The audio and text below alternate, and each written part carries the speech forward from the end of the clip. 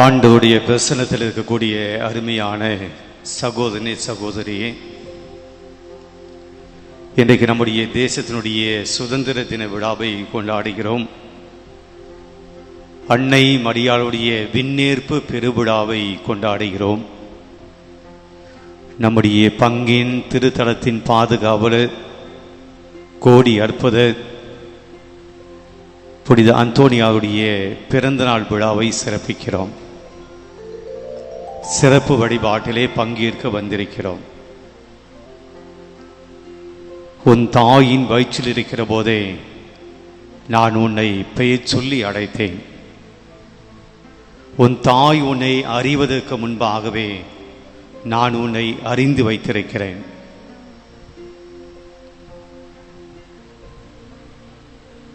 அந்தோனியாரையும் கூட அவருடைய தாய் திரேசா அவருடைய வயிற்றில் இருக்கிற போதே அந்தோனியாரை ஆண்டவர் தேர்ந்தெடுத்தார்.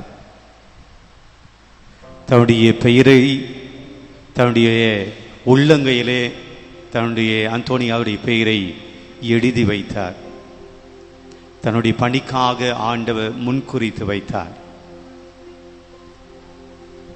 அந்தோனியாவுடைய வல்லமையுள்ள ஆற்றல் உள்ள அற்புதங்கள் எல்லாம் அந்தோனியாரால் எங்கிருந்து செய்ய முடிகிறது? இந்த நற்கனை ஆண்டவர் வழியாக. அந்தோனியார் எங்கிருந்து அற்புதங்கள் செய்யக்கூடிய வல்லமையை பெறுகிறார்? இந்த தேவனிடத்தில். நற்கனை ஆண்டவர் வழியாகவே அந்தோனியார் அற்புதங்களை செய்ய முடிகிறது. தன்னுடைய பலம், தன்னுடைய சக்தி, தன்னுடைய ஆற்றல் அத்தனையும் அந்தோனியார் பெற்ற இடம் இந்த நற்கருணை. நாமும் நற்கருணைக்கு முன்பாக வந்திருக்கிறோம்.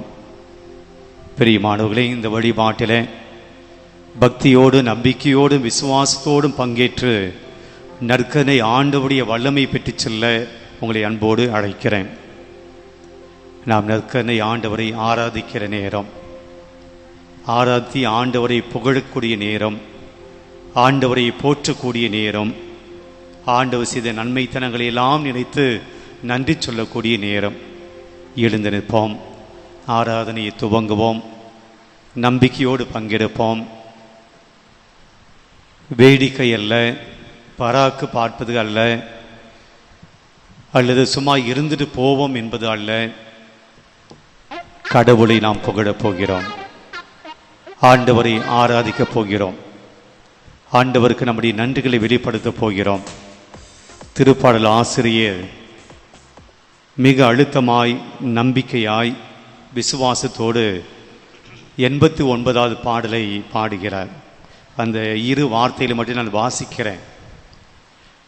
அந்த வாசகத்தினுடைய அந்த திருப்பாடலுடைய தலைப்பு என்ன போடப்பட்டிருக்கு என்றால், நாடு இடருற்ற போது பாடிய பாடல்.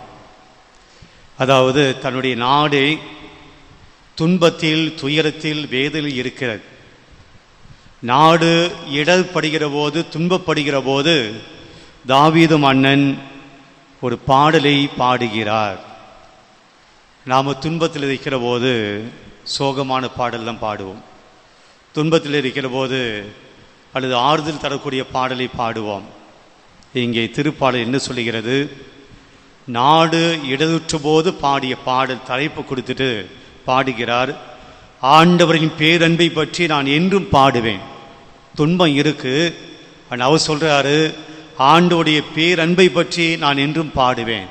நம்ம வாழ்க்கையில துன்பம் வந்தால் ஆண்டவருடைய பேரன்பை பற்றி நாம் நினைக்க மாட்டோம். ஆண்டவருடைய மாபெரும் இரக்கத்தை நினைக்க மாட்டோம். ஏன் கடவுளை எனக்கு இப்படி பண்ணீங்க? ஏன் ஆண்டவரே எனக்கு இது போல நடக்குது? நீங்க ஏன் பார்க்காம இருக்கிறீங்க? உதவி செய்யாம ஏன் இருக்கிறீங்க? இதுதான் மனித நம்முடைய விசுவாசம். ஆனால் இந்த திருப்பாடல் ஆசிரியர் சொல்கிறார், நாடு துன்பப்படுகிற போது, வேதனைப்படுகிற போது, கஷ்டப்படுகிற போது அவர் சொல்கிறார், ஆண்டவருடைய பேரன்பை பற்றி நான் என்றும் பாடுவேன். நீர் உண்மை உள்ளவர் என தலைமுறை தோறும் என் நாவால் அறிவிப்பேன். நீ உண்மை உள்ளவர். ஒருபோது நீங்க போய் சொல்ல மாட்டீங்க. ஒருபோது நீங்க எங்களை ஏமாற்ற மாட்டீங்க. ஒருபோது எங்களை கைவிட்டுட மாட்டீங்க. இப்போ எங்களுக்கு துன்பம் இருக்குதான், ஆனாலும் உங்களுடைய அன்பு மாறாது, உங்களுடைய பேரன்பு குறையாது. தொடர்ந்து சொல்லுகிறார், உம்முடைய பேரன்பு என்றும் நிலைத்துள்ளது என்று அறிவிப்பேன். உமது உண்மை வானை போல் உறுதியானது. நம்முடைய வாழ்க்கையிலும் கூட நிறைய துன்பங்கள் துயரங்கள் மத்தியில் கடவுள் நம்மோடு இருந்து நம்மை வழி நடத்துகிறார், நம்ம கைவிடாமல் வழி நடத்துகிறார். அந்த தேவன் நம்முடைய மத்தியிலே வந்திருக்கிறார். இன்றைக்கு ஆண்டு கரத்தில் நம்ம குடும்பத்தை ஒப்பு கொடுப்போம், நம்முடைய பிள்ளைகளை ஒப்பு கொடுப்போம், நம்முடைய அனைத்து விதமான தேவைகளை ஒப்பு கொடுப்போம். கடவுள் நம்முடைய வாழ்க்கையில் செய்த நன்மைத்தனங்களையெல்லாம் நினைச்சு இந்த பாடலை ரொம்ப மகிழ்வோடு ஆண்டவருடைய பேரன்பை பற்றி நான் என்றும் பாடுவேன் என்று கஷ்டத்தில் இருந்தாலும் கூட அந்த பாடல் ஆசிரியர், திருப்பாடல் ஆசிரியர் பாடினார அந்த நம்பிக்கையில் ஆண்டு என்னை கைவிட மாட்டார், என்னை விட்டுட மாட்டார். ஆண்டோடைய அன்பு எனக்கு குறைவாக இருக்காது, என்னை கைவிட மாட்டேன் நம்பிக்கையோடு கரங்களை தட்டி நாம் இந்த பாடலை பாடுவோம். தேவாதி தேவனை ஆராதிப்பேன், என் இயேசு ராஜனை ஆராதிப்பேன். ஏன்? அவர் நல்லவர், சர்வ வல்லவர், என்னை காண்கின்ற தேவனவர்.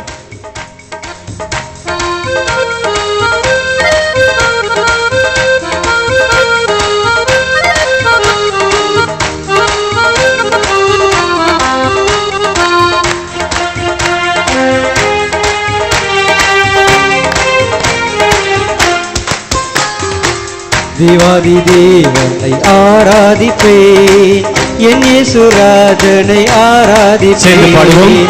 தேவாதி தேவனை ஆராதிப்பேன், என் இயேசு ராஜனை ஆராதிப்பேன். தேவாதி தேவனை ஆராதிப்பேன், என் இயேசு ராஜனை ஆராதிப்பேன். தேவாதி தேவனை ஆராதிப்பேன், என் இயேசு ராஜனை ஆராதிப்பேன். அவர் நல்லவர், சர்வ வல்லவர், என்னை காண்கின்ற தேவனவர். அவர் நல்லவர், சர்வ வல்லவர், என்னை காண்கின்ற தேவனவர். அவர் நல்லவர், சர்வ வல்லவர், என்னை காண்கின்ற தேவனவர். அவர் நல்லவர், சர்வ வல்லவர், என்னை காண்கின்ற தேவனவர். ஆவியோடும் ஆராதிப்பேன், உண்மையோடும் ஆராதிப்பேன். தூய ஆவியுடைய வல்லமையால் ஆராதிப்போம், உண்மையான உள்ளத்தோடு ஆராதிப்போம். ஏனென்றால் அவர் நல்லவர், சர்வ வல்லவர், நம்மை காண்கின்ற தேவனாயிருக்கிறார். இந்த பலிப்பீடத்தில் இருந்து நம்மை பார்க்கக்கூடிய தேவனாயிருக்கிறார். என்ன கஷ்டத்தோடு வந்திருக்கிறீர்களோ அதை பார்க்கக்கூடிய கடவுளாயிருக்கிறார். என்ன தேவைகளோடு வந்திருக்கிறீர்களோ அதை பார்க்கக்கூடிய தேவனாயிருக்கிறார். ஆவியோடு ஆராதிப்பேன், உண்மையோடும் ஆராதிப்பேன். பாடுவோம். ஆவியோடும் ஆராதிப்பேன், உண்மையோடும் ஆராதிப்பேன். ஆவியோடும் ஆராதிப்பேன், உண்மையோடும் ஆராதிப்பேன். ஆவியோடும் ஆராதிப்பேன், உண்மையோடும் ஆராதிப்பேன். அவர் நல்லவர், சர்வ வல்லவர், என்னை காண்கின்ற தேவனவர். அவர் நல்லவர், சர்வ வல்லவர், என்னை காண்கின்ற தேவனவர். அவர் நல்லவர், சர்வ வல்லவர், என்னை காண்கின்ற தேவனவர். அவர் நல்லவர், சர்வ வல்லவர், என்னை காண்கின்ற தேவனவர். தேவாதி தேவனை, தேவாதி தேவனை ஆராதிப்பேன், என் இயேசு ராஜனை ஆராதிப்பேன். தேவாதி தேவனை ஆராதிப்பேன், என் இயேசு ராஜனை ஆராதிப்பேன். பிரியமானவர்களே, இஸ்ராயல் மக்கள் கானான் தேசத்துக்கு போகிற போது எரிகோ மதில் அவருக்கு முன்பாக இருக்கிறது. அதை உடைத்து செல்ல வேண்டும், அதை கடந்து செல்ல வேண்டும். எப்படி செய்வது, என்ன செய்வது தெரியாமல் இருக்கிற போது ஆண்டவர் ஜெபியுங்கள் என்று சொன்னார். இந்த எரிகோ மதிலை சுற்றிலும் நீங்கள் சென்று ஜெபியுங்கள், ஆண்டவரை துதியுங்கள், ஆண்டவரை புகழ்ந்து பாடுங்கள். அப்போது எரிகோ மதில் உங்களுக்கு உடைக்கப்படும், நீங்கள் கானான் தேசத்துக்கு போவீங்க என்று சொல்கிறார். யோர்தான் நதி அங்கே இருக்கிறது, கடந்து செல்ல வேண்டும். எப்படி போவது? ஆண்டவர் சொல்கிறார், உடன்படிக்கை பேடி கொண்டு போய் அங்கே நில்லுங்கள். உடன்படிக்கை பேடி தாங்கிய குருக்கள் யோர்தான் நதியில் இறங்குங்கள், உங்களுக்கு 2ஆக பிரியும் என்று சொல்கிறார். ஆண்டவர் இஸ்ராயல் மக்களுக்கு யோர்தான் நதியை பிளக்க செய்தார், எரிகோ மதிலை உடைக்க செய்தார். நமக்கும் ஆண்டவர் தடையாய் இருக்கக்கூடிய, முட்டுக்கட்டையாய் இருக்கக்கூடிய, நமக்கு எதிரே இருக்கக்கூடிய எல்லா தடைகளையும் நீக்கி இருக்கிறார், போக்கி இருக்கிறார். நன்றி சொல்லி பாடுவோம். எரிகோ மதிலே முன் நின்றாலும், யோர்தான் நதியே குறுக்கிட்டாலும். எரிகோ மதிலே முன் நின்றாலும், யோர்தான் நதியே குறுக்கிட்டாலும். எரிகோ நதியே முன் நின்றாலும், யோர்தான் நதியே குறுக்கிட்டாலும். சிங்கத்தின் குகையில் நான் நின்றாலும், அக்கினி சாலையில் விழுந்திட்டாலும். சிங்கத்தின் குகையில் நான் நின்றாலும், அக்கினி சாலையில் விழுந்திட்டாலும். என்னை காக்கும் தேவனவர், எனது நிழலாய் நிற்கின்றவர். என்னை காக்கும் தேவனவர், எனது நிழலாய் நிற்கின்றவர். அவர் நல்லவர், சர்வ வல்லவர், என்னை காண்கின்ற தேவனவர். அவர் நல்லவர், சர்வ நல்ல கடவுளை துதிப்போம், உண்மையான தேவனை துதிப்போம், நம்மை காண்கின்ற தேவனை துதிப்போம். நல்லவர், சர்வ வல்லவர், என்னை காண்கின்ற தேவனவர். தேவாதி தேவனை நல்லவர், சர்வ வல்லவர், என்னை காண்கின்ற தேவனவர். உள்ளங்கையில் நம்மை பெயர் சொல்லி நம்முடைய பெயரை எழுதியிருக்கிறார். கண்ணின் மணி போல நம்மை காத்திருக்கிறார். நம்முடைய சாபங்கள் நீக்கி சொந்த பிள்ளைகளாய் நம்மை மாற்றியிருக்கிறார். ஆண்டவருக்கு நன்றி சொல்வோம். ஆண்டவரே, எங்களுடைய பெயரை எழுதி வைத்திருக்கிறேன், கண்ணின் மணி போல காத்து வந்திருக்கிறேன், எங்களுடைய சாபங்கள் எல்லாம் நீக்கி சொந்த பிள்ளைகளாய் வாழ வைத்திருக்கிறேன். நீ நல்லவர், உண்மை உள்ளவர், எங்களை காண்கின்ற தேவன், நன்றி சொல்கிறோம் என சொல்லி பாடுவோம். உள்ளங்கையில் வரைந்தவராம், கண்ணின் மணி போல் காப்பவராம். சேர்ந்து உள்ளங்கையில் வரைந்தவராம், என்னை கண்ணின் மணி போல் காப்பவராம். பாவ சாபங்கள் நீக்கி என்னை சொந்த பிள்ளையாய் மாற்றினாரே. பாவ சாபங்கள் நீக்கி என்னை சொந்த பிள்ளையாய் மாற்றினாரே. வாக்கு மாறா தேவனவர், வாழ்வை தந்த கர்த்தரவர். வாக்கு மாறா தேவனவர், வாழ்க்கை தந்த கர்த்தரவர். அவர் நல்லவர், சர்வ வல்லவர், என்னை காண்கின்ற தேவனவர். நம்பிக்கையோடு விசுவாசத்தோடு நம்மை கடவுளை ஆராதிப்போம். வல்லவராம் கடவுளை ஆராதிப்போம், நம்மை காண்கின்ற தேவனை ஆராதிப்போம். அவர் நல்லவர், சர்வ வல்லவர், என்னை காண்கின்ற தேவனவர். அவர் நல்லவர், சர்வ வல்லவர், என்னை காண்கின்ற தேவனவர். அவர் நல்லவர், சர்வ வல்லவர், என்னை காண்கின்ற தேவனவர். அவர் நல்லவர், சர்வ வல்லவர், என்னை காண்கின்ற தேவனவர். அவர் நல்லவர், ஆண்டவரே, சர்வ வல்லவர், என்னை காண்கின்ற தேவனவர். நன்றி சொல்லுவோம்.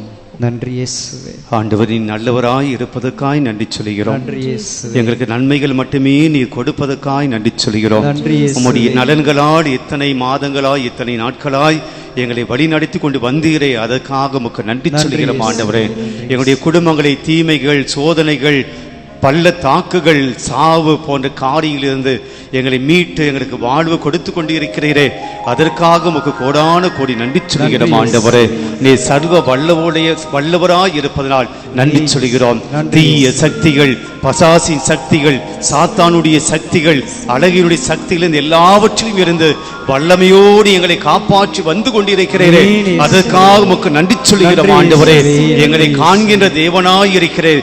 இந்த உலக மக்கள் எங்களை காணாமல் சென்றாலும், இந்த உலக மக்கள் எங்களை விலகிவிட்டு சென்றாலும், இந்த உலக மக்கள் எங்களை கண்டுகொள்ளாமல் போனாலும், ஆண்டவரே நீ எங்களை காண்கின்ற தேவனாய், எங்களுடைய கஷ்டத்திலும் நஷ்டத்திலும் பிரச்சனையிலும் தோல்விகளிலும் ஏமாற்றிலும் அழுகையிலும் நிம்மதியில்லாத தன்மையிலும் நாங்கள் துன்பப்படுகிற போது, வேதனைப்படுகிற போது, கஷ்டப்படுகிற போது, ஆண்டவரே நீர் மட்டுமே எங்களை கண்டு காண்கிற தேவனாய் இருதுமையால் உமக்கு கோடான கோடி நன்றி சொல்கிறோம் ஆண்டவரே. நீ நல்லவராய் இருக்கிறேன், சர்வ வல்லவராய் இருக்கிறேன், எங்களை காண்கின்ற தேவனாய் இருக்கிறார். உமக்கு கோடான கோடி நன்றி சொல்கிறோம் ஆண்டவரே. நன்றி இயேசுவே, நன்றி தகப்பனே. Praise the Lord, praise the Lord, hallelujah, hallelujah, hallelujah, hallelujah. அமருவோம். பிரியமான இங்கே இருக்கக்கூடிய கடவுள் எப்படிப்பட்டவர் என்பதை நாம் பாடி செபித்தோம் என்றால், இந்த கடவுள் நல்லவர், நல்லவர். இந்த உலகத்தில் யாராவது நல்லவங்க இருக்கிறாங்களா அப்படின்னா தேட வேண்டியதாக இருக்கிறது. இவங்க நல்லவங்க அப்படின்னு சொல்லுவதற்கு ரொம்ப கஷ்டமாக இருக்கிறது. ஆனால் நமக்கு ஒரு நல்லவர் இருக்கிறார், என்றுமே மாறாத நல்லவர் இருக்கிறார். அவர் நமக்கு முன்னாடி இருக்கக்கூடிய தெய்வம். ஒருபோதும் நமக்கு கெட்டது செய்ய மாட்டார். நாம் அவருக்கு எதிராக பாவம் செஞ்சாலும், அவர் விட்டு விலகி போனாலும், அவருக்கு பிடிக்காதது செஞ்சிட்டு இருந்தாலும், அவரை கூப்பிடாமல் இருந்தாலும், நம்முடைய ஜபத்தில் நம்முடைய நேரத்தை கொடுக்காமல் இருந்தாலும், அவர் மாறாத கடவுள், அவருடைய அன்பு குறையாத கடவுள். அதனால் அவர் நல்லவராக இருக்கிறார். அவர் நல்லதை மட்டும் செய்வதனால் அவர் கடவுளாக இருக்கிறார். நமக்கு ஒருபோதும் கெட்டது செய்வதில்லை. அவர் வல்லவராக இருக்கிறார், ரொம்ப சக்தி வாய்ந்தவராக இருக்கிறார். இந்த உலகத்தை படைத்த கடவுள் மகனாக இருக்கிறார். இந்த உலகத்தையெல்லாம் வழிநடத்தி தேவனாக இருக்கிறார். சாத்தானை ஓட்டிய தேவனாக இருக்கிறார். பசாசுகளை விரட்டி அடித்த தேவனாக இருக்கிறார். நோய் நோக்காடுகளை எல்லாம் சுகப்படுத்திய தேவனாக இருக்கிறார். பல்வேறு நோயினால் வந்தவர்களை எல்லாம் ஒரு வார்த்தையினால், ஒரு வாக்கியத்தால் குணப்படுத்திய தேவன்.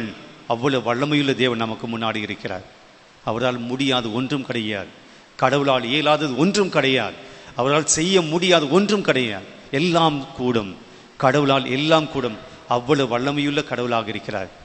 நல்ல கடவுள், வலிமையான கடவுள். அதே சமயத்தில் அவர் நம்மை காண்கின்ற தேவனாக இருக்கிறார், நம்மை பார்க்கிற தேவனாக இருக்கிறார். கொஞ்சம் பணம் வந்தால் நாம் யாரையும் பார்ப்பதில்லை. கொஞ்சம் வசதி வாய்ப்பு வந்தால் நாம் யாரையும் கண்டுகொள்வதில்லை. கொஞ்சம் பேரும் புகழும் வந்தால் நம்ம யாரும் பார்க்க விரும்புவது கிடையாது. அப்பாயின்மெண்ட் வாங்கணும், அவ்வளோ ஈஸியாக பார்த்துட முடியாது. ஆனால் இந்த தேவன் நல்ல தேவனாக இருந்தாலும், வலிமையுடைய வல்ல தேவனாக இருந்தாலும், அவர் நம்மை காண்கின்ற தேவனாக இருக்கிறார். Praise the Lord, praise the Lord, praise the Lord. கடவுள் நம்ம பார்க்கிறார். உங்க கஷ்டத்தை பார்க்கிறார், உங்க வேதனையை பார்க்கிறார், உங்க குடும்பத்தில் இருக்கக்கூடிய துன்பத்தை பார்க்கிறார். நாம தான் நினைக்கிறோம், என் கஷ்டத்தை யாரும் பார்க்கல, என் துன்பத்தை யாரும் பார்க்கல, என்னை யாரும் கண்டு கொள்ளவில்லை, என்னை யாரும் ஆறுதல் சொல்லல, எனக்கு யாரும் உதவியா வரல, என்னை பார்த்து யாருக்கும் தெரியல, நிராகரிக்கிறார்கள், ஒதுக்குகிறார்கள், ஒதுக்கி ஓரம் வைக்கிறாங்க, நான் யாருக்கும் முக்கியமானவனா தெரியல, என் கஷ்டத்தை யாரும் புரிஞ்சிக்க மாட்டாங்க, என் வேதனை யாரும் புரிந்து கொள்வதில்லை, நாம தான் நினைக்கிறோம். ஆனால் நம் தேவன், நம்ம ஆண்டவர், நம்முடைய கடவுள், நம்முடைய தெய்வம் எப்போதும் காண்கிற தேவனாக இருக்கிறார்.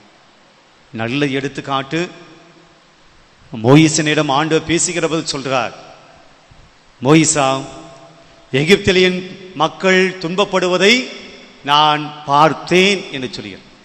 நான் கேள்விப்பட்டும் கூட சொல்லலை, நான் பார்த்தேன், நான் காண்கின்ற தேவனாக இருக்கிறேன். பிரியமானவர்களே, காண்கின்ற தேவன் காண்கின்றதோடு விட்டு விடுவதில்லை, பார்த்துக்கிட்டே இருப்பதில்லை. அடுத்த வாக்கியம் சொல்கிறார், அவருடைய அழுகுதலை கேட்டேன், அவர்களை விடுவிக்க நான் இறங்கி வந்தேன். ஆண்டவர் இறங்கி வந்திருக்கிறார், பலிபீடத்தில் வந்திருக்கிறார், நமக்கு முன்னாடி வந்திருக்கிறார், நம்ம எல்லாம் பார்த்து கொண்டிருக்கிறார். பிரியமான, நாம் ஆண்டவரை பார்க்க வேண்டும், நாம் ஆண்டவரை துதிக்க வேண்டும். ஒரு நிமிடம் எல்லோரும் நம்முடைய கண்களை ஆண்டவர் மீது பதிய வைப்போம், ஆண்டவரை உற்று பார்ப்போம். காண்கிற தேவனை நாம் காண வேண்டும். சொல்லுவாங்க, ஒருத்தர்கிட்ட பேசும்போது எப்படி பேசணுமா, எப்படி பார்த்து பேசணுமா? கண்களும் பேசணும். அதான் தமிழ் இலக்கியத்தில் சொன்னாங்க, அண்ணனும் நோக்கினாள் அவளும் நோக்கினாள். ஒருவன் பார்க்கிற போது அவளும் பார்க்க வேண்டும். பார்த்து பேசுவது என்பது பார்வையில் இருக்கிறது. மொழி தேவையில்லை, பார்வை போதும். பார்த்தாலே உங்களுடைய தேவை என்ன, உங்களுடைய மனசில் என்ன இருக்கு என்பதை புரிந்து கொள்ள முடியும். ஆக பேச வேண்டும் என்றால் நாம் பார்க்க வேண்டும். இப்போ நான் இங்கே பேசிட்டு இருக்கும்போது நீங்கள் எல்லாம் வேற எங்கேயோ பார்த்துட்டு இருந்தீங்கன்னா, சரி முடிச்சிடலாம், மாண்பிய கீதம் பாடிடலாம் அப்படின்னு சொல்லிட்டு நான் பாட்டு முடிச்சிடுவேன். ஏன்னா நீங்கள் என்னை பார்க்கலை, அப்படின்னு நான் பேசுவது உங்களுக்கு பிடிக்கலை, நான் பேசுவதை நீங்கள் கேட்கவில்லை என்று அர்த்தம். ஆக ஒருவர் பேசுகிற போது கேட்கிறவர் பார்க்க வேண்டும், பேசுகிறவர் கேட்பவரை பார்க்க வேண்டும். இப்போ ஆண்டவர் நம்ம பார்த்துட்டு இருக்கார்.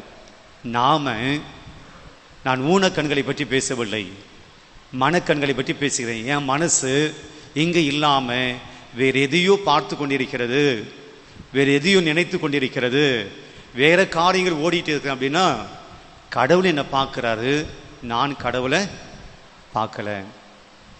பிரியமானவர்களே, நான் ஊனக்கண்களை மட்டுமல்ல மனக்கண்களையும் ஆண்டோடைய கரத்தில் வைப்போம். Full attention.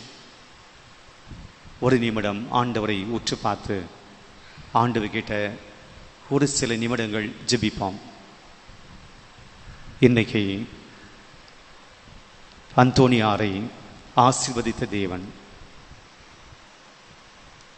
தன்னுடைய வாழ்க்கையில், அந்தோனியாருடைய வாழ்க்கையில் இந்த நற்கருணை தாங்க அவருக்கு சக்தியை கொடுத்து, இந்த நற்கருணை தான் அவருடைய ஜெப வாழ்க்கைக்கு உதவியது. இந்த நற்கருணை தான் அவருடைய வாழ்க்கையில் வந்து எல்லா துன்பங்களையும் சகித்து கொள்ள முடிஞ்சது. இந்த நற்கருணை தான் தப்பறை கொள்கையை எதிர்த்து நிற்க முடிஞ்சது. இந்த நற்கருணையுடைய வல்லமையால் தான் தன்னுடைய வாழ்க்கையில் வந்த சாத்தானுடைய தொல்லைகள் எல்லாம் அவர் விரட்டி அடிக்க முடிஞ்சது. அந்தோனியாவுடைய வாழ்க்கை நற்கருணையை மையப்படுத்தியது. நற்கருணை இல்லாமல் அந்தோனியார் கிடையாது. அந்தோனியரை பலப்படுத்திய சக்தி கொடுத்து ஆற்றல் கொடுத்த அந்த நற்கருணை ஆண்டவர் தான் இன்னைக்கு நமக்கு முன்னாடி வந்திருக்கிறார். அந்தோனியார் நற்கருணை நற்கருணையில் ஆண்டவர் இருக்கிறார் அப்படி நம்பினார். அதனால் கெட்டியாக பிடிச்சிக்கிட்டார். ஒரு நிமிஷம் நாமும் கூட அந்த அந்தோனியாவுடைய பிள்ளைகள் நாமும் கூட ஆண்டவரை இறுக்கமாய் பிடித்து கொள்வோம். நம்பிக்கையோடு உங்கள் குடும்பத்தை ஒப்புக் கொடுங்க. இந்திய சுதந்திர தினம் கொண்டாடுது, நாடு சுதந்திரம் ஆயிடுச்சு. ஆனால் நம்முடைய வாழ்க்கை இன்னும் பல்வேறு அடிமைத்தனத்தில் இருக்கு. ஆண்டுகிட்ட ஒப்பு கொடுங்க. ஆண்டவருடைய வாழ்க்கையில் இதெல்லாம் வேண்டும், இதெல்லாம் நடக்கணும், இதெல்லாம் கிடைக்கணும், இதிலிருந்து வெளியேறணும், இதிலிருந்து என்னுடைய வாழ்க்கை வெளியே வர வேண்டும். ஆண்டவர் கரத்தில் ஒப்பு கொடுங்கள்.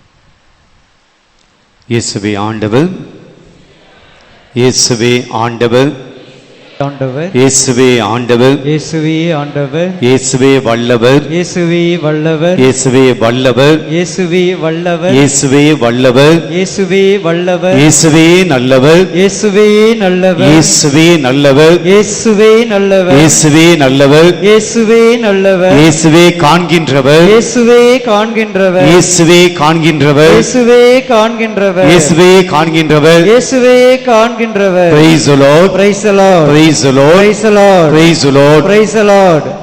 பிரியமானவர்களே, இந்த நற்கருணை ஆராதனையில கடவுள் நமக்கு தரக்கூடிய ஒரு செய்தியை நாம் பெற்றுக்கொள்வோம். அந்த செய்தியை திருப்பாடல் 46 நான் எடுத்திருக்கிறேன். விவிலியம் வைத்திருக்கிறவர்கள் எடுத்துக்கொள்ளலாம். திருப்பாடல் 46, அதில் வரக்கூடிய வசனங்கள் 1 முதல் 11. ஒட்டுமொத்த வாசகமே 11 வசனங்களை அடங்கியிருக்கக்கூடிய திருப்பாடல். 46வது திருப்பாடல் தலைப்பு என்ன வைக்கப்பட்டிருக்கு என்றால், நம்மோடு வாழும் கடவுள். கடவுள் நம்மோடு வாழ்கிற கடவுளாக இருக்கிறார். இம்மானுவேல். இம்மானுவேல் என்றால் கடவுள் நம்மோடு, நம்மோடு வாழும் கடவுள். 46வது திருப்பாடல் பாடக தலைவருக்கு எழுதக்கூடிய ஒரு பாடலாக இருக்கிறது. இந்த பாடல் கடவுள் எங்களோடு இருந்தார், இஸ்ராயேல் மக்களோடு எங்க தெய்வம், எங்க கடவுள் எங்களோடு இருந்தார் என்பதை எடுத்துக்காட்டுகளோடு சொல்லக்கூடிய ஒரு பாடலாக இருக்கிறது. கொஞ்சம் அதை வாசிப்போம். தங்களோடு இருந்த கடவுளை பற்றி அவங்களுடைய அனுபவத்தை சொல்றாங்க. அந்த அனுபவம் நம்முடைய அனுபவமாக மாற்றிக்கொள்வோம். முதல் வார்த்தை படிப்பதற்கு முன்னாடி 2வது வார்த்தையை படிச்சுட்டு முதல் வார்த்தைக்கு நாம போவோம். 2வது வார்த்தை படியுங்கள். 46 வசனம் 2. ஆகையால் நில உலகம் நிலை குலைந்தாலும், பெரியமானவர்களே, ஒரு என்ன கம்பளி பூச்சி வந்தாவே அப்படியே நம்முடைய குடலெல்லாம் நடுங்கும். எதுக்கு? ஒரு கரப்பாம்பூச்சியை பார்த்தா, ஒரு சின்ன பூச்சியை பார்த்தா, பள்ளி விழுந்துச்சுன்னா அப்படியே குடலெல்லாம் நடுங்கும். அவ்வளவு பயம். ஆசிரியர் சொல்கிறார், நில உலகம் இந்த பூமியை நடுங்கி போனாலும், நிலை குலைந்து போனாலும், மலைகள் ஆழ்கடலில் அதிர்ந்து நடுங்கினாலும், மலைகள் எங்க நடுங்க போகுது? மலைகள் எங்க ஆட போகுது? நிலநடுக்கம் வந்தால் மட்டுமே ஒழிய அது கூட மலைகள் ஆடுமான்னு தெரியாது. மலைகள் ஆழ்கடலில் அதிர்ந்து நடுங்கினாலும், 3வது வசனம், கடலின் அலைகள் கொந்தளித்து பொங்கினாலும், அவற்றின் பெருக்கால், அந்த கொந்தளிப்பினால் அவற்றினால் வரக்கூடிய அலைகளினால் குன்றுகள் அதிர்ந்து நடுங்கினாலும் எங்களுக்கு அச்சம் என்பதே இல்லை. எங்களுக்கு அச்சம் என்பது இல்லை. நாங்க பயப்பட மாட்டோம். என்ன வசனம் சொல்லுது? இந்த 4 காலம் என்ன சொல்லுது? எங்களை சுத்தி மலைகள், ஆறுகள், கடல்கள் இருக்கு. இது எல்லாவற்றினாலும், எங்களை சுத்தி இருக்கக்கூடிய எல்லாவற்றினாலும் எங்களுக்கு ஆபத்து இருக்கு. ஆபத்து இருந்தாலும் நாங்கள் எல்லாம் இருக்கீங்களா? எங்களை சுற்றி எழுது நடந்தாலும், எல்லா ஆபத்துகள் இருந்தாலும் நாங்கள் பயப்பட மாட்டோம். எங்களுக்கு அச்சம் இல்லை, அச்சமில்லை, அச்சமில்லை, அச்சம் என்பது இல்லையே சொல்லுகிறார். ஏன் நாங்க பயப்பட மாட்டோம்? எங்களை சுத்தி எல்லாம் இருக்கிறது, எல்லா ஆபத்துகள் நடக்குது. இப்படி போன வழி இல்லை, அப்படி போன வழி கிடையாது, இப்படி போன தப்பிக்க முடியாது, அப்படி போன எதிரி இருக்கிறான். எங்களை சுத்தி எல்லாம் பயம், எங்களை தோற்கடிக்கக்கூடிய, எங்களை சாகடிக்கூடிய சூழல் இருக்கு. ஆனா நாங்க பயப்பட மாட்டோம். ஏன்னா முதல் வசனத்தை படிங்க. கடவுள் நமக்கு அடைக்கலமும் ஆற்றலுமாய் உள்ளார். கடவுள் எங்களுக்கு அடைக்கலமும் ஆற்றலுமாய். வேற யாரும் கிடையாது. மனுஷன் கிடையாது, போர் வீரன் கிடையாது, மன்னன் கிடையாது, அரசன் கிடையாது. எங்களுடைய நாங்கள் கடவுளை வைத்திருக்கிறோம். கடவுள் எங்களுக்கு அடைக்கலமாக இருக்கிறார். கடவுளுடைய சிறந்த நிலையங்களை பாதுகாக்கிறார். அவரே. எங்களுக்கு ஆபத்து போது எங்களுக்கு உடனடியாக வந்து உதவி செய்யக்கூடிய யார் இருக்கிறார்? இருக்கிறார். அவர் கடவுளாக இருக்கிறார். கடவுள் ஆற்றல் கொடுக்கக்கூடிய கடவுளாக இருக்கிறார். இருக்கிறார். நாங்கள் பயப்பட மாட்டோம்.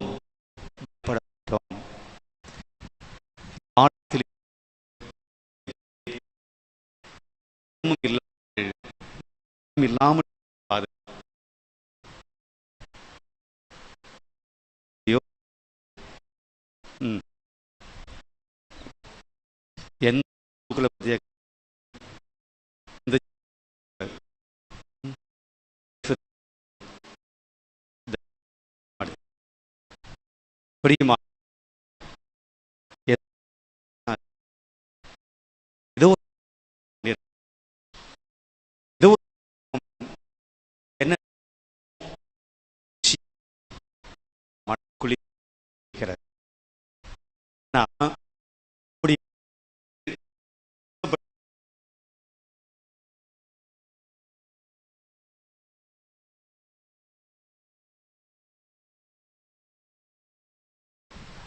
மேகங்க அது நிலவுலகம் நிலை குறைந்தாலும், மலைகள் அதிர்ந்து நடுங்கினாலும், ஆறுகள் பெருக்கெடுத்து ஓடினாலும், கடலின் அலைகள் கொந்தளித்து போனாலும், அந்த பிரச்சனையோட நம்ம பிரச்சனையை ஒப்பிட்டு பார்த்தோம் அப்படின்னா ஒன்றும் கிடையாது.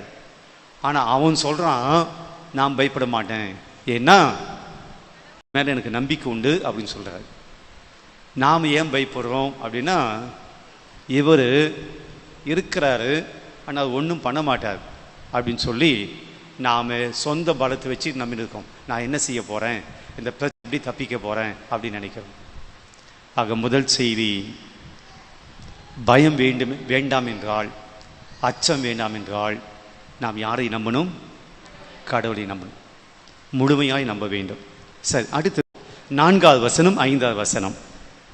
6:1 உண்டு, அதன் கால்வாய்கள் உன்னதரான கடவுளின் திருவுறைவிடமான நகருக்கு பேரின்பம் அளிக்கின்றன. இந்த வசனத்தை எளிமையா புரிஞ்சுப்போம். ஒரு ஆறுக்கு, அந்த ஆறு யாருக்கு பேரின்பம் கொடுக்குது? அந்த நகருக்கு. அந்த ஆறு எங்க இருக்கிறதோ அந்த நகருக்கு பேரின்பம் கொடுக்கு. பிரியமானவர்களே, தண்ணி இல்லாத இடத்துல என்ன இருக்காது?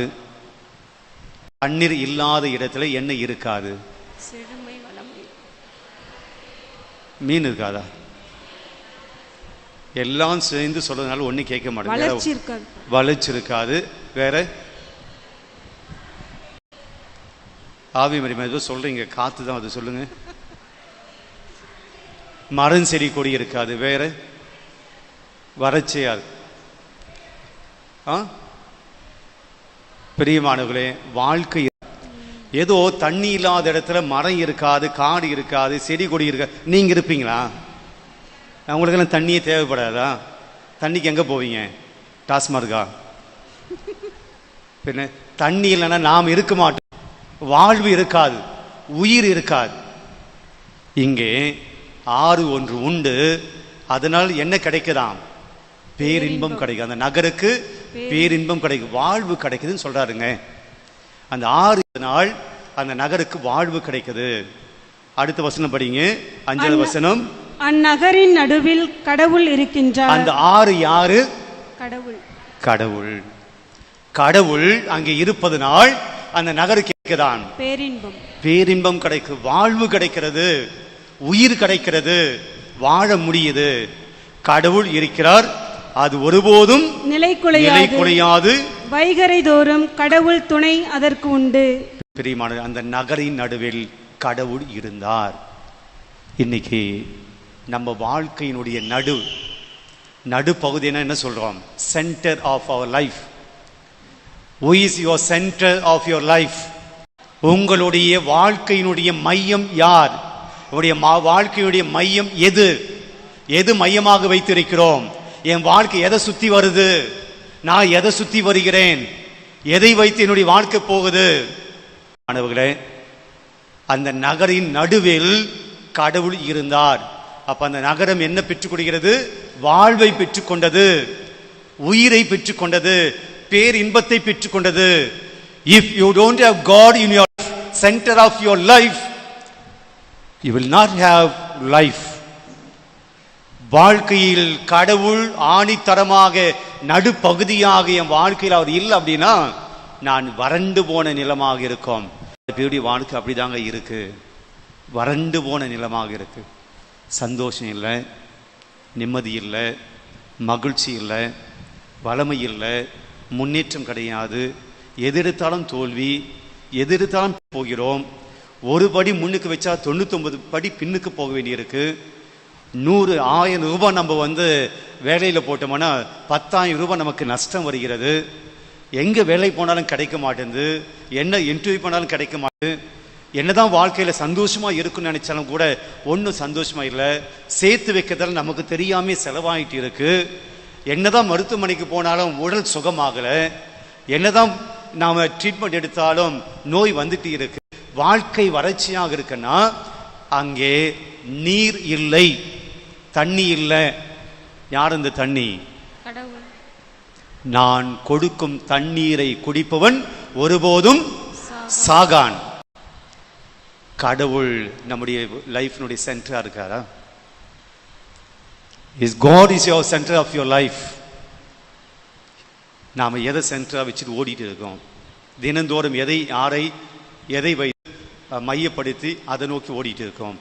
சில பேருக்கெல்லாம் கடவுள் சென்டர் இல்லை, ஓரத்தில் கூட கடவுள் கிடையாது. No God at all. கடவுள் தேவை அப்படி ஃபீல் கூட கிடையாது. எல்லாம் என் பலத்தால், என்னுடைய அறிவால், என்னுடைய ஆற்றலை பார்த்துக்க முடியும் ஓடிட்டு இருக்காங்க. பிரியமானவர்களே, கடவுளை சென்டராக வைங்க. God should be in your life, in your center of your life. அவரை மையப்படுத்திடுங்க. எது எடுத்தாலும் கடவுளுடைய காரியத்தில் ஒப்பு கொடுங்க. எல்லாவற்றையும் கடவுளுடைய உதவியால் செய்ய முயற்சிடுங்க. ஆக 2வது வசனம், 2வது பாயிண்ட் என்ன? வளமையும் வாழ்வும் உங்களுடைய வீட்டில் வேணும், குடும்பத்தில் வேணும்னா உங்கள் குடும்பத்தினுடைய மையம் யாராக இருக்க வேண்டும்? கடவுளாக இருக்க வேண்டும்.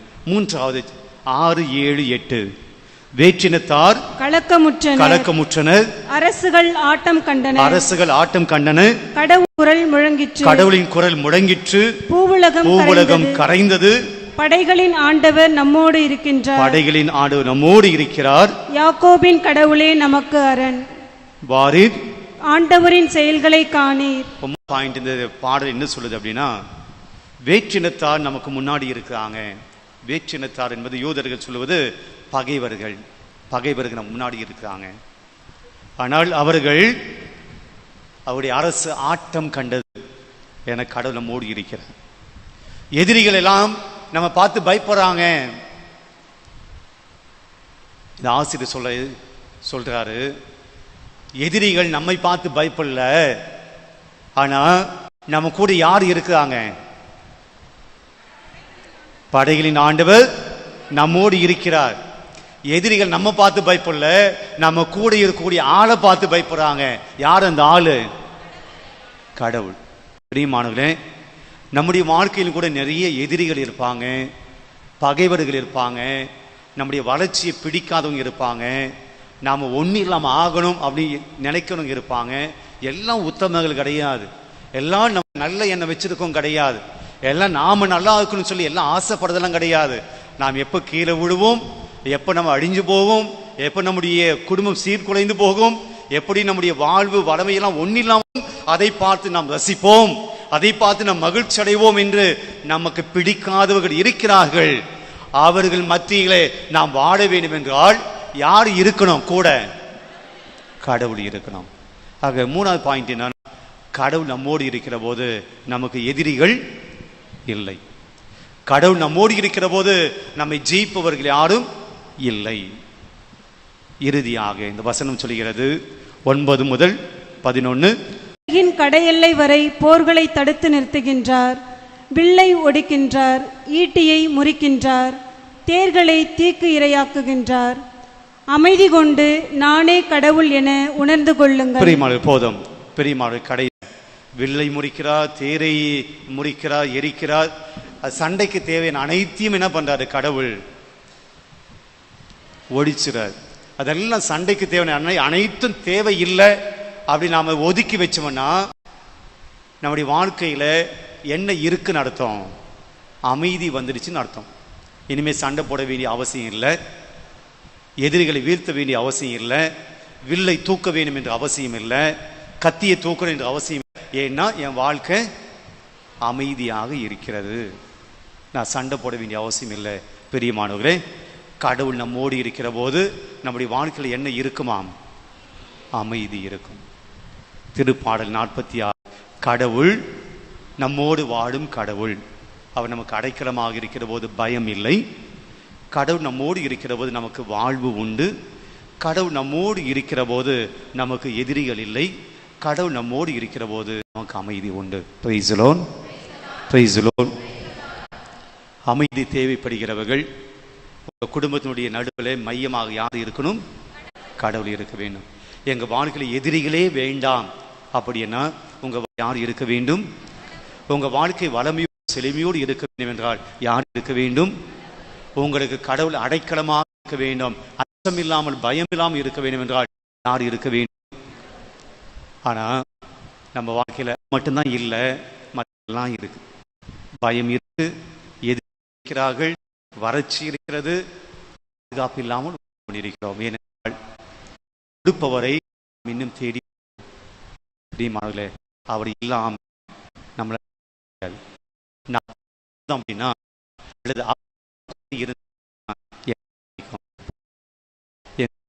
ஆண்டவர் தோடி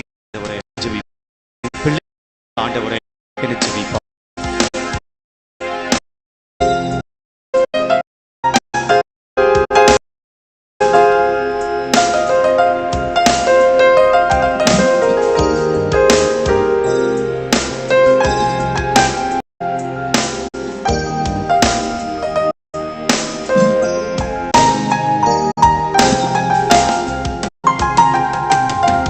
கூடவே இரும் ஓ இயேசுவே, நீர் இல்லாமல் நான் வாழ முடியாது. என் பக்கத்திலே இரும் ஓ இயேசுவே, நீர் இல்லாமல் நான் வாழ முடியாது. நம்பிக்கையோடு உரக்க சத்தமாய் என் கூடவே சேர்ந்து பாடுவோம். ஓ இயேசுவே, நீர் இல்லாமல் நான் வாழ முடியாது. என் பக்கத்திலே இரும் ஓ இயேசுவே, நீர் இல்லாமல் நான் வாழ முடியாது. இருள் கிடைக்கிறதோ, கிடைக்கிறதோ,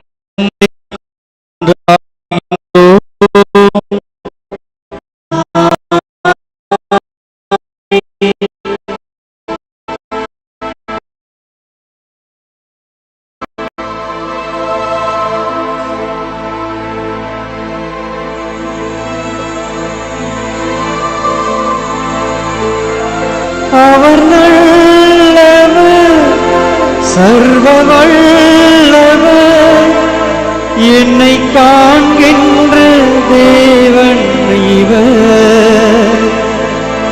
இவர் நல்லவர், சர்வ வல்லவர், என்னை காண்கின்ற தேவன் இவர். என்னை காண்கின்ற